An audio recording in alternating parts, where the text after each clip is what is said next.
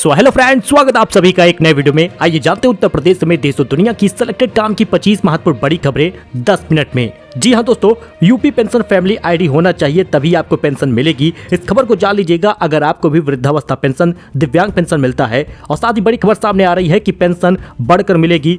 उपचुनाव से पहले योगी सरकार बड़ा फैसला ले सकते हैं। पर अब अगर आप राशन का चावल वगैरह दुकानों पर बेचेंगे तो राशन कार्ड निरस्त होगा। इस पर भी बड़ी खबर सामने आ गई है। और साथ ही करोड़ों लोगों को कब मिलेगा फ्री गैस सिलेंडर का लाभ, उत्तर प्रदेश सरकार कब देगी, किसे मिलेगा और साथ ही 2.5 महीने का समय क्यों दिया गया है, आइए सब कुछ जानते हैं। खबर आपके काम की है, बने रहिएगा अंत तक। चलिए शुरू करते हैं।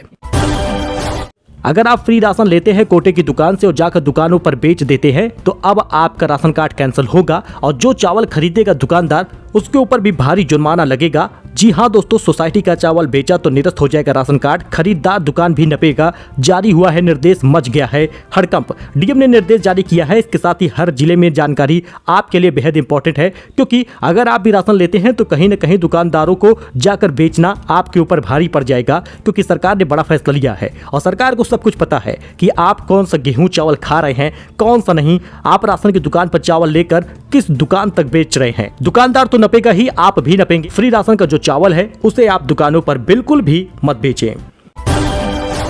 यूपी पेंशन योजना को लेकर बड़ा अपडेट आ गया है। अगर आप भी पेंशन पाते हैं, वृद्धावस्था वाला, दिव्यांग वाला, या फिर आपको बता दें विधवा पेंशन के साथ ही आपको अब फैमिली आईडी को पेंशन से जोड़ना होगा। अभी तक आपने जाना होगा कि ई-केवाईसी करने वालों को ही लाभ मिल रहा था, लेकिन अब अगर आपको पेंशन चाहिए तो उसे लिंक करना जरूरी है फैमिली आईडी से। अगर लिंक नहीं होगा तो आपको वृद्धावस्था, दिव्यांग पेंशन, विधवा पेंशन, इन सभी पेंशनों का लाभ नहीं मिलेगा। समस्या हो सकती है। राशन कार्ड ही आपका फैमिली आईडी है, इसलिए आप राशन में ई-केवाईसी करा लीजिए, क्योंकि ई-केवाईसी करने से सब कुछ पता चल जाएगा सरकार को कि आप लाभार्थी हैं या नहीं, आपके खाते में कितने पैसे हैं वगैरह वगैरह। मतलब कि आपको फैमिली आईडी से जुड़ना ही पड़ेगा, वरना पेंशन योजना से हाथ धोना पड़ जाएगा। सरकार इस बार जब पेंशन आपको देगी तो बढ़ी हुई पेंशन 500 रुपए और बढ़कर मिलेगी। मतलब सरकार ये फैसला ले सकती है।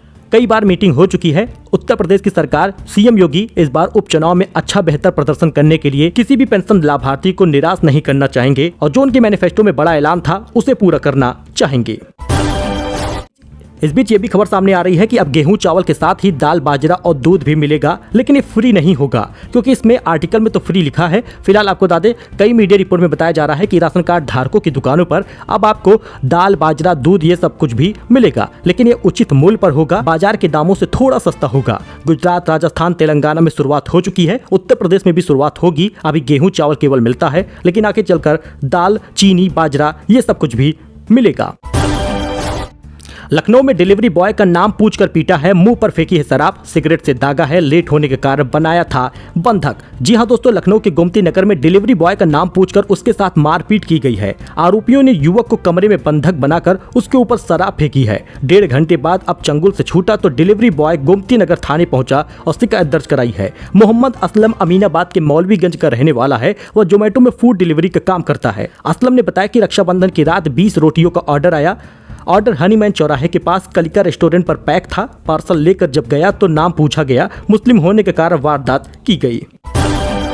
लखनऊ सहित यूपी के रेजिडेंट डॉक्टरों की हड़ताल खत्म हो चुकी है। आज से ओपीडी में कामकाज शुरू होगा। मरीजों को मिली है बड़ी राहत। दोस्तों, मरीजों के लिए राहत की खबर है। मेडिकल कॉलेजों के रेजिडेंट डॉक्टरों ने हड़ताल वापस ले ली है। कोलकाता की घटना के बाद राजधानी लखनऊ समेत उत्तर प्रदेश के तमाम जिलों में मेडिकल कॉलेजों के रेजिडेंट डॉक्टर हड़ताल पर थे और प्रदर्शन कर रहे थे। 12 अगस्त से यूपी रेजिडेंट डॉक्टर एसोसिएशन ने हड़ताल ऐलान किया था, लेकिन अब हड़ताल बंद हो गया है।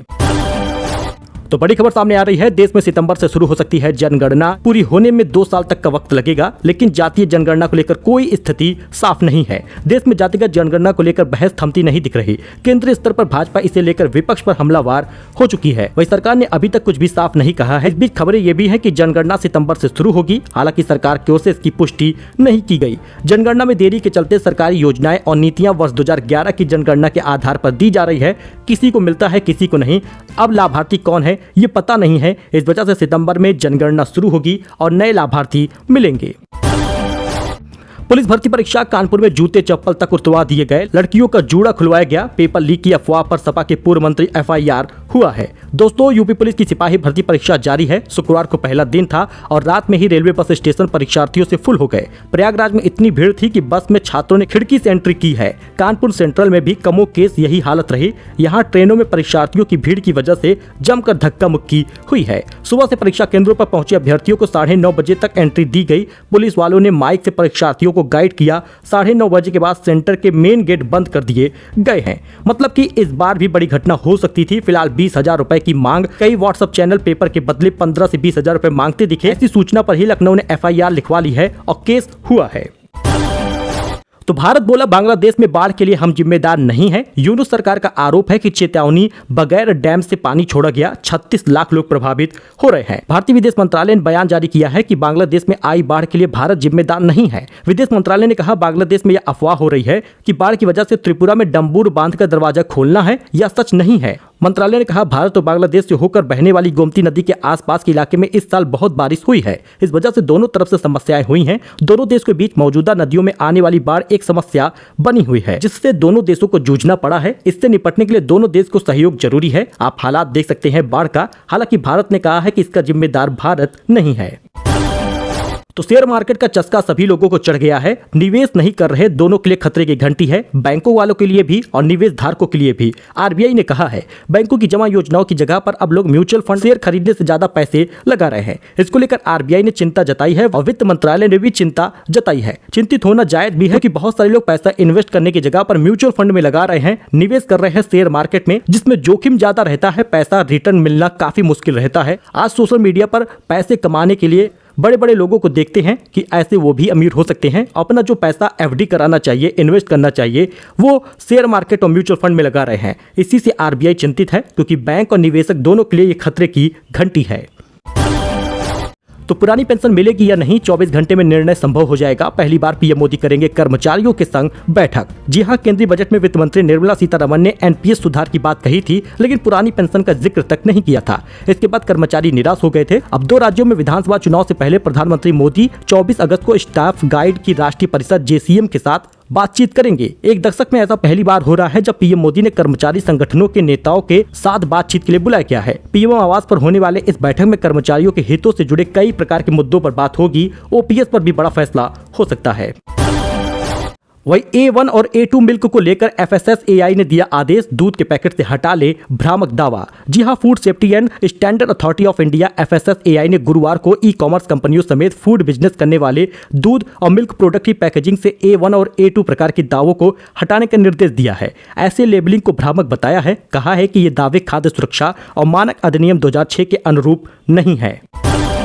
तो इन जिलों में आज भारी बारिश हो सकती है। आपको बता दें, गरज चमक होता रहेगा, बिजली भी चमकेगी। जी हां, 25 अगस्त तक मौसम खराब रहेगा। जरा इस बात को आप ध्यान समझिएगा। आपको बता दें, शुक्रवार को भी रुक रुक कर और लेकिन कहीं पर भारी बारिश भी हुई है। 24 अगस्त को आंधी बारिश के साथ मूसलाधार बारिश हो सकती है। आकाशीय बिजली भी गिर सकती है, ऐसा अनुमान है मौसम वैज्ञानिकों का। तो करोड़ों लोगों को लाभ मिलता है, लेकिन बहुत सारे लोग इस स्कीम को सोचते हैं कि सरकार की फेक स्कीम है, सरकार लाभ नहीं दे रही। बात कर रहे हैं फ्री गैस सिलेंडर का। महाराष्ट्र में मिल रहा है, गुजरात में मिल रहा है, हिमाचल सरकार दे रही है, लेकिन अब सरकार की ओर से कई योजनाओं का माध्यम मुफ्त चीजें देना है। लेकिन आपको बता दें, मध्य प्रदेश, महाराष्ट्र की सरकार तो महिलाओं को फ्री लाभ दे रही है, लेकिन उत्तर प्रदेश सरकार भी होली दिवाली में फ्री गैस सिलेंडर देती है। अब ऐसे में सिर्फ 2.5 महीना बाकी है जब आप LPG सिलेंडर का लाभ ले पाएंगे। सबसे पहले तो अगर आप उज्ज्वला लाभार्थी नहीं है तो आप सबसे पहले उज्ज्वला लाभार्थी बनिए। एक नया गैस सिलेंडर का लाभ लीजिए, उज्ज्वला गैस कनेक्शन करा लीजिए। उसके बाद आप अपना बैंक आधार से लिंक करा लीजिए, तभी आपको ये लाभ मिलेगा। जी हां, देश के सबसे बड़े राज्य उत्तर प्रदेश सरकार भी फ्री गैस सिलेंडर का लाभ दे रही है। करोड़ों लोगों को लाभ मिलता है, एक बार होली में, एक बार दिवाली में। इस योजना का लाभ उठाने के लिए लाभार्थियों को अपने बैंक खाते को आधार से लिंक करना होगा। लाभार्थी है या नहीं, कितनी आय है, ये पता चल जाएगी। सरकार आपको लाभ तभी देगी। दोस्तों, ये कुछ अपडेट था, नई जानकारी थी। आई होप कि आपको ये पसंद आया होगा। वीडियो लाइक करिए, सब्सक्राइब करिए। आपके लाभ की जानकारी हम देते हैं, जिससे आपको कुछ फायदा हो जाए, नुकसान होने से बच जाए। मिलते हैं नए वीडियो में, सब्सक्राइब करके जाइएगा। धन्यवाद।